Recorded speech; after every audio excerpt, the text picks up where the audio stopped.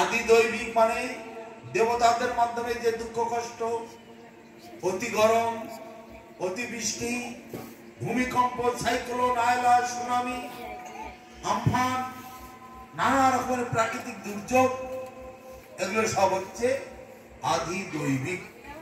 আর আদি ভৌতিক জীবের থেকে যে কষ্ট, সাপে কামড়ায়, মশা কামড়ায়, কুকুরে কামড়ায়, বাঘে ধরে, মানুষ মানুষকে মেরে দেয়, এগুলো হচ্ছে আদি ভৌতিক। তাহলে আদি দৈবিক আর আদি ভৌতিক আর কি আধ্যাত্মিক বেদনা, দেহ মনের তাপ। নিজজনেরা কেউ মারা গেল, মা মারা গেল, বাবা মারা গেল, ছেলেটা মারা গেল অকালে, স্ত্রী হয়তো আত্মহত্যা করলো, নিজের মধ্যে হয়তো ক্যান্সার হয়েছে, কোন রোগ আক্রমণ করেছে, এগুলো হচ্ছে অতি কষ্ট। তাই আদি আদি দৈবিক, আদি ভৌতিক আর আধ্যাত্মিক, এই লাস্টেরটা হচ্ছে আধ্যাত্মিক বেদনা। এই তিনতাপ জ্বালায় সমস্ত জীব ঘুরে বেড়াচ্ছে, জ্বলছে তিনতাপ জ্বালায়।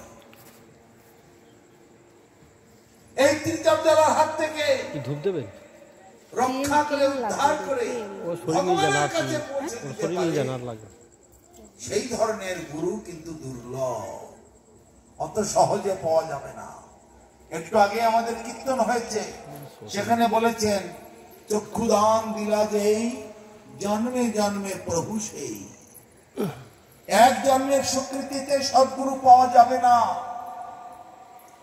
বহু সৌভাগ্যের ফলে, বহু পুণ্যের ফলে প্রকৃত সদ্গুরুর চরণ লাভ করা যায়। হাজার হাজার গুরু দেখলেই হবে না।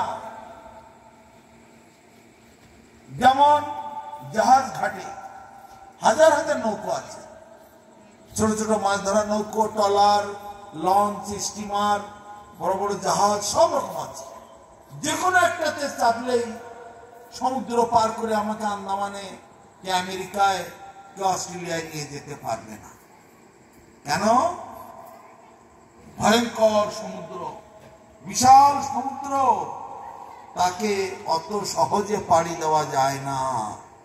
যে কোনো নৌকো পাড়ি দিতে পারবে না, একমাত্র বড় বড় জাহাজ, বিরাট শক্তিশালী জাহাজ, তারাই সেই বড় বড় সমুদ্রকে পাড়ি দিতে পারে। তাহলে এবার বিচার করে দেখুন, জাহাজ ঘাটে অনেক জলে যানবাহন রয়েছে, নৌকো, লঞ্চ, স্টিমার থেকে শুরু করে সবকিছু। কিন্তু আমরা আন্দামানে যাওয়ার সময়, কেবল অন্য দেশে যাওয়ার সময় যে কোনো বোটে চাপি না। কেন? যে কোনো বোটের ক্ষমতা নাই ভয়ঙ্কর সমুদ্র পাড়ি দেওয়া। তাই আমরা বড় শক্তিশালী যানবাহন কি আছে তাতেই চেপে যাই। তদরূপ জগতে হাজার হাজার লক্ষ লক্ষ গুরু দেখলে কি হবে? সব গুরুর চরণাশ্রয় করলে আমরা ভবসমুদ্র পার হতে পারবো না। অত্যন্ত শক্তিশালী যিনি, শুদ্ধ পরম্পরায় যিনি আছেন, তিনি, তার একমাত্র ক্ষমতা আছে এই ভবসমুদ্র পার করে দেওয়া। তাহলে এবার বুঝে দেখুন, তাই পার্বতী দেবীকে শিব বোঝাচ্ছেন, গুরব বহব সন্তি শিষ্য বিদ্যাপহারকা, কিন্তু দুর্লভ সদ্গুরু দেবী শিষ্য সন্তাপহারকা। বহু ভাগ্যের ফলে সেই সদ্গুরুর চরণ লাভ করা যায়, অত সহজে হয় না। অল্প করি নামানি হো দাস হেন নাম, অল্প ভাগ্যে দাস নাহি করে ভগবান। অগ্রে হয় মুক্তি, অতঃপর সর্ববন্ধ নাশ,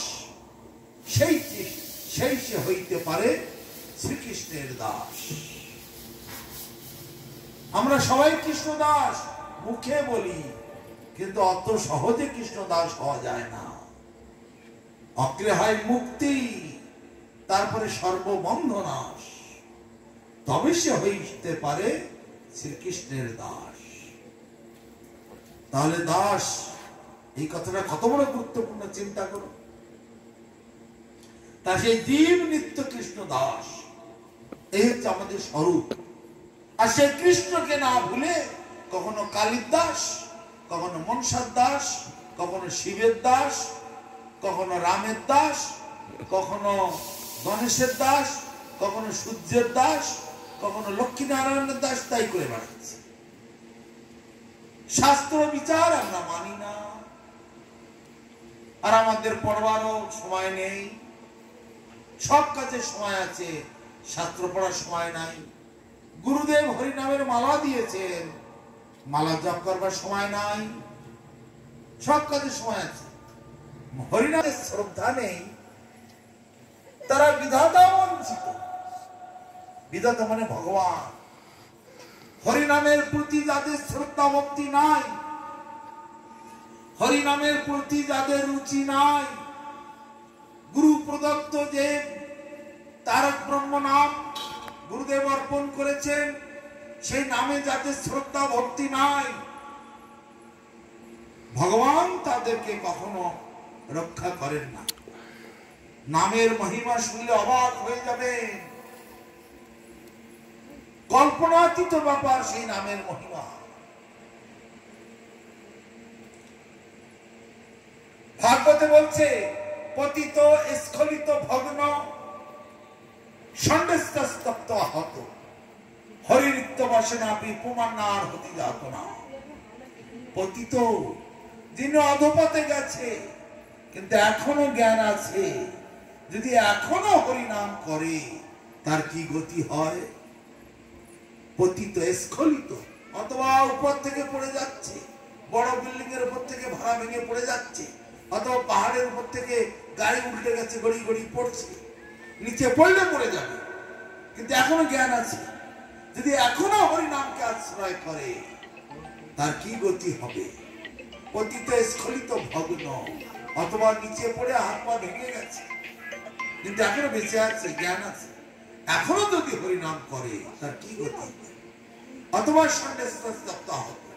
সাপে কেটেছে, বাঘে ধরেছে, কুমিরে ধরেছে, খাচ্ছে, কিন্তু এখনো জ্ঞান আছে, যদি এখনো হরিনাম করে। অথবা ঘরে আগুন ধরে গেছে, বেরোবার কোনো পথ নেই, যদি এখনো হরিনাম করে। ওই যে গুজরাটে এরোপ্লেন অ্যাক্সিডেন্ট হলো, যদি উচ্চ স্বরে সে হরিনাম করত, বিপদের সময় অনায়াসে উদ্ধার হয়ে যেত। এত শক্তি এই হরিনামে। কিন্তু মানুষের অভ্যাস নাই, অনেকের তো বিশ্বাসও নাই। ওরে বাবা, মা গো, ও মা কালী, ও মা তারা, এই করবে, কিন্তু হরিনাম কেউ করবে না। ভয়ঙ্কর বিপদের সময় সবাই এরকম করবে, মা গো, বাবা গো, মা কালী গো, মা তারা গো, এইসব করবে, কিন্তু হরে কৃষ্ণ বলে একবার চিৎকার করে বলবে না।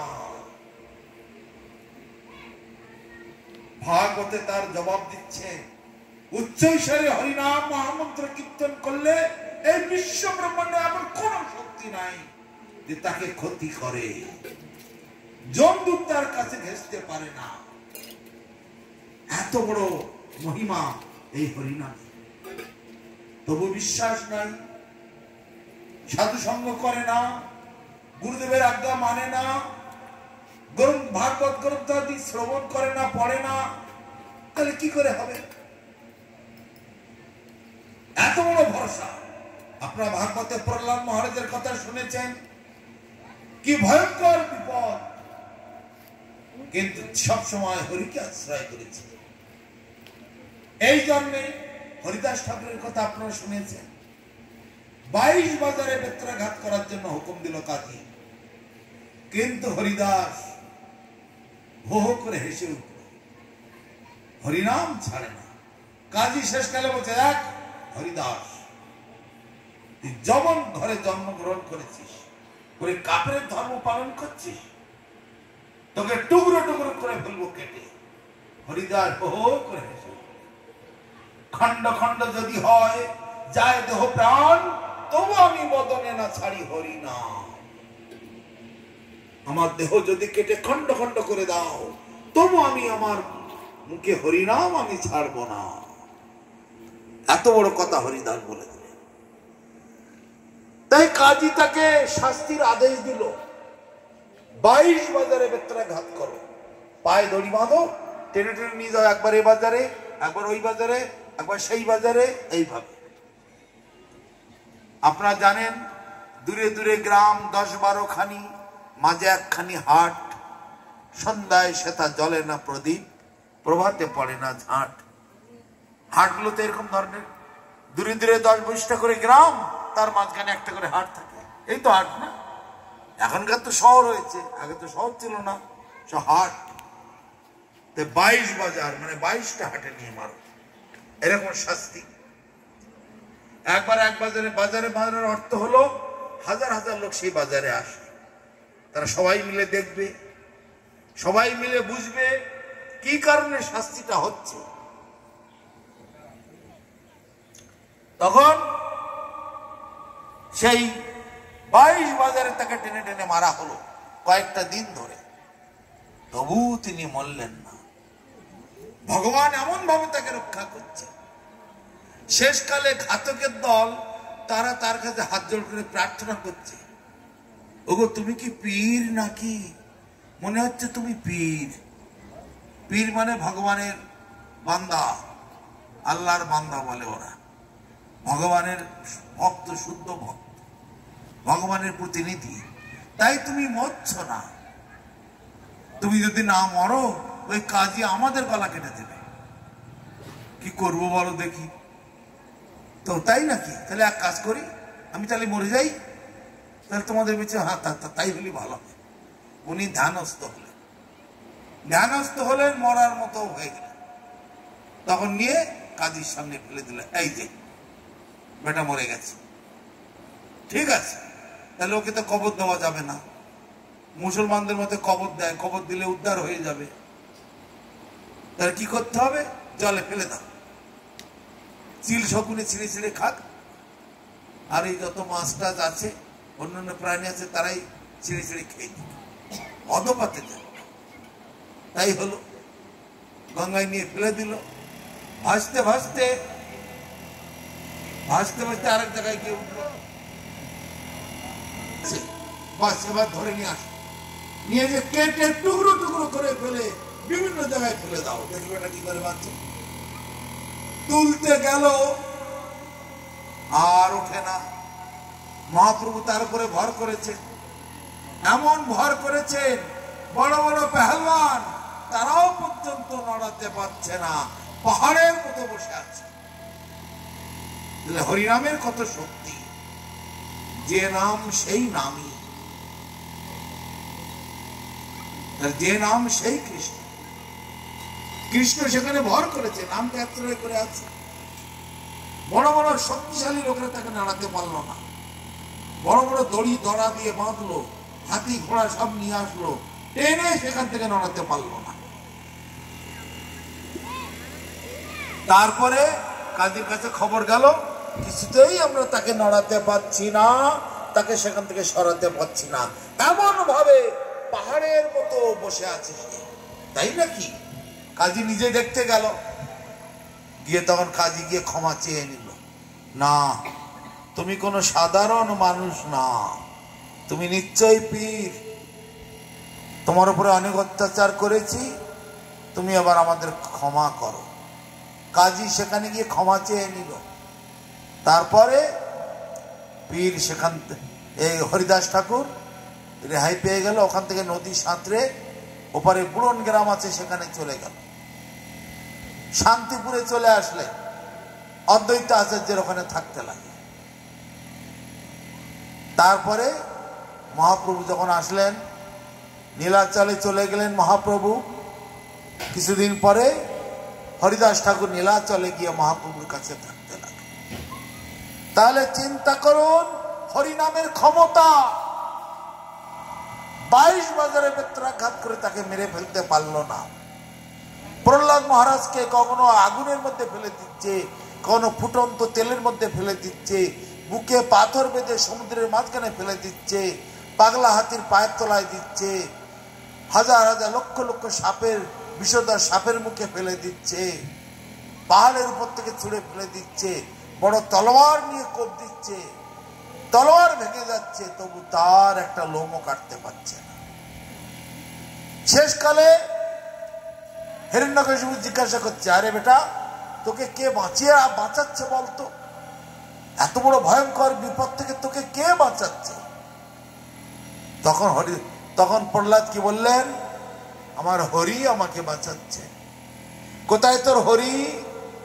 সর্বত্র হরি, আকাশে বাতাসে মাটিতে জলে স্থলে অন্তরিক্ষে, তোমার মধ্যে আমার মধ্যে, গাছের মধ্যে পাহাড়ের মধ্যে, ঘর ইট পাটকেল লতা পাতা সর্বত্রের মধ্যে আছে।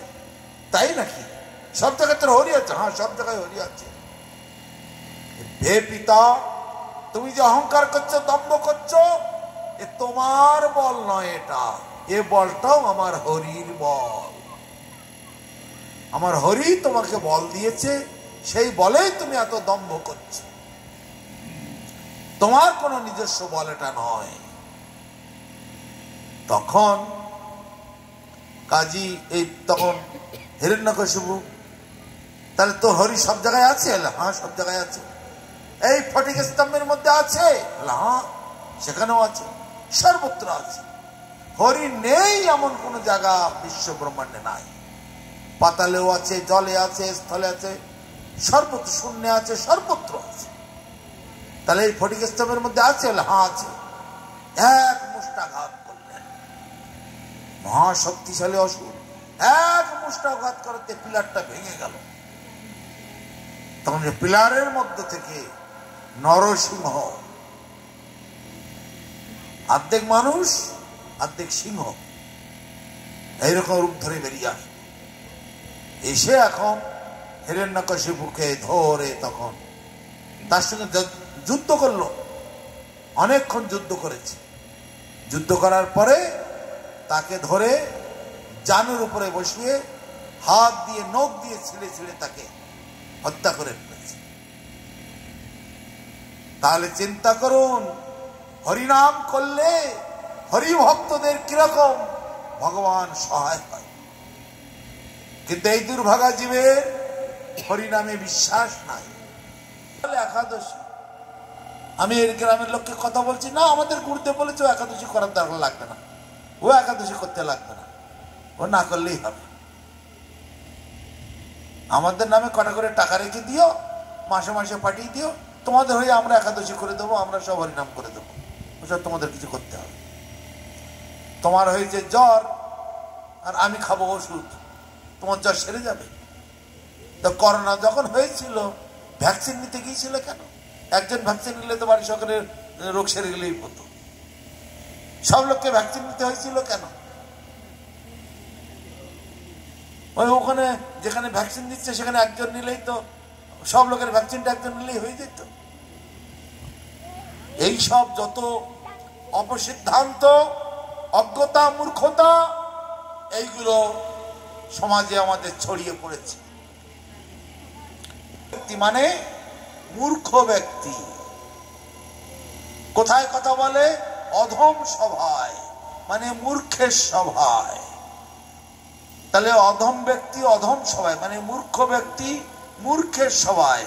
অধম শাস্ত্রের, অধম শাস্ত্র মানে অরিজিনাল শাস্ত্র, তার থেকে কিছু বার করে নিয়ে নিজের মতন করে ব্যাখ্যা করে আলাদা করে বই তৈরি করলাম, করে সেই বইয়ের কথা সকলকে বোঝাতে লাগলাম। এই দেখো শাস্ত্রের মধ্যে রয়েছে। তাহলে অধম ব্যক্তি অধম সভায় অধম শাস্ত্রের অধম ব্যাখ্যা করে, তার মানে অপব্যাখ্যা। আর সেই ব্যাখ্যা শুনে অধমগণ যায় যমের ঘরে। তাহলে জীব নিত্য কৃষ্ণ দাস সেটা আর পালন করা হলো না, কারণ আমি অসৎ সঙ্গ পেয়ে গেছি, অসৎ গুরু পেয়ে গেছি, অসৎ লোকের সঙ্গ পেয়েছি। অসৎ শাস্ত্র মানে অধম শাস্ত্র, সেটাই আমাকে এখন স্বীকার করতে হচ্ছে। কিন্তু এই ভাগবত সামনে রয়েছে, শেষকালে ভাগবতের শেষ কথায় কি বলছে? নাম সংকীর্তনং যস্য সর্বপাপ প্রণাশনম প্রণাম দুঃখ সমনস্তং নমামি হরিং পরম। একমাত্র হরিনাম সংকীর্তন। এই যে ভাগবত মহাপুরাণ, 18,000 শ্লোক, 12টা স্কন্ধ, সার কথা শেষ কথা কি? নাম সংকীর্তনং যস্য সর্বপাপ প্রণাশনম প্রণাম দুঃখ সমনস্তং নমামি হরিং পরম। একমাত্র হরিনাম সংকীর্তনের দ্বারাতেই সমস্ত ভাগবত, সমস্ত মহাপুরাণ, সমস্ত শাস্ত্র, সমস্ত জ্ঞান আমার হৃদয়েতে আপনা থেকেই বিকশিত হয়ে যাবে। এজন্য আমাকে আর মাঠে ঘাটে ছুটোছুটি করতে লাগে না।